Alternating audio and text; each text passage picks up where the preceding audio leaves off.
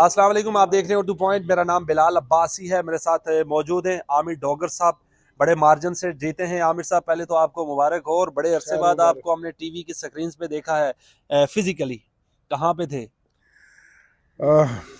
ایک کشت کاٹی ہے، ایک آگ کا دریا تھا، وہ عبور کر کے آئے ہیں۔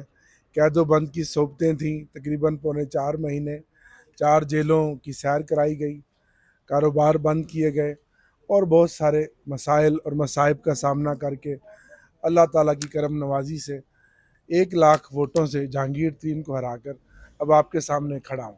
وہ جہانگیر ترین جسے عمران خان کی ATM مشین کہا جاتا تھا۔ دیکھیں، اللہ الحق ہے، جو کہتا تھا کہ عمران خان کو میں نے وزیر اعظم بنایا، تو آج عمران خان کے ایک سپاہی نے اور عمران خان کے نظریہ نے اس کو شکست دی ہے۔ اب آگے چلیں۔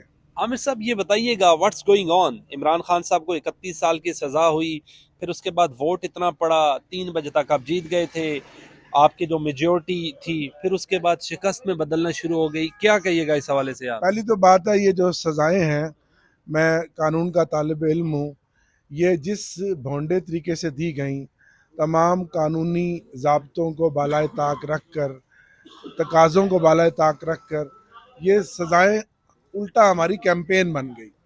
جو عدت کی سزا دی گئی، اس سے شرم سر سے جھک گئے پوری قوم کے، خواتین اور بچیوں کی، علماء کرام۔ نہ اس کا قانون میں کہیں ذکر ہے، نہ شریعت میں کہیں ذکر ہے، لیکن اللہ کا فیصلہ کوئی اور ہوتا ہے، کیونکہ میں سمجھتا ہوں کہ قدرت جو ہے نا، وہ عمران خان پر مہربان ہے۔ اور 8 فروری کو آپ نے دیکھا ایک خاموش انقلاب آیا، اور لوگوں نے 180 سیٹوں پر بھاری اکثریت سے عمران خان کی حمایت یافتہ امیدواروں کو، باوجود اس کے کہ بلہ بھی ہم سے چھین لیا گیا، وہ بھاری اکثریت سے کامیاب بنایا۔ عامر ڈوگر صاحب، وہ 9 فروری کو انقلاب کا رخ تبدیل 8 کر فروری دیا گیا، 9 تاریخ کو بدلا نا، ہاں 8 جی کو آپ جی، کے حق میں ہوا یقیناً نا۔ بدلا گیا، لیکن کمشنر راول پنڈی کا بیان بارش کا پہلا قطرہ ہے، اور اس کے علاوہ مختلف سیاسی جماعتیں یہ کہہ رہی ہیں کہ یہ الیکشن ہے جو وقت سے پہلے جانبدار ہو گئے، اور ایسا کبھی کسی الیکشن میں نہیں ہوا جو ان الیکشن میں ہمارے ساتھ حال کیا گیا۔ بات یہ نہیں ہے، بات نہ عامر ڈوگر کی ہے، نہ عمران خان کی ہے، بات ہے اس ملک کی، جو ہمارے بزرگوں نے قربانیوں کے ساتھ بنایا تھا۔ لاکھوں لوگ اس میں شہید ہوئے تھے۔ اس ملک نے بھی تو کہیں آگے بڑھنا ہے۔ 25 کروڑ عوام کا بھی کوئی مستقبل ہے۔ ریاست ہمارے لیے بہت مقدم ہے، ریاستی ادارے بہت مقدم ہے، ریاستی اداروں کی عزت، ان کا احترام ہم پر واجب ہے۔ جو حالات ہمارے ملک کے خارجی پالیسی پر، خارجی سطح پر ہیں، ہم چومکھی لڑائی لڑ رہے ہیں، لیکن اگر عوام کے مینڈیٹ کو بھی آپ تسلیم نہیں کریں گے، اور ابھی بھی آپ اپنی اس اور ضد اور انا پر رہیں گے، تو مجھے بتائیں ملک کیسے چلے گا؟ میری بات نہیں ہے، نہ عمران خان کی بات ہے۔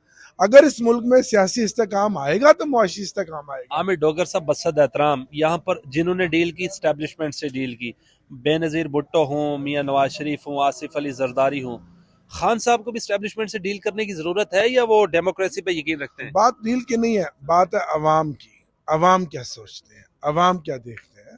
اسٹیبلشمنٹ ہمارے لیے مقدم ہے، اسٹیبلشمنٹ ایک حقیقت ہے، لیکن اب تو عوام نے فیصلہ دے دیا۔ اگر آپ جمہوریت سمجھتے ہیں تو جمہوریت کی رائے کا احترام کریں۔ کیا اسٹریٹجی ہے؟ کس کے ساتھ مل کر حکومت بنائیں گے آپ؟ دیکھیں، تحریک وفا کی بات انصاف کے وہ گولڈن نمبر ہے، جو اپوزیشن ہو یا حکومت ہو، اڈیالہ جیل کا تالا کھلے گا تو یہ جو بحران ہے یہ ختم ہو۔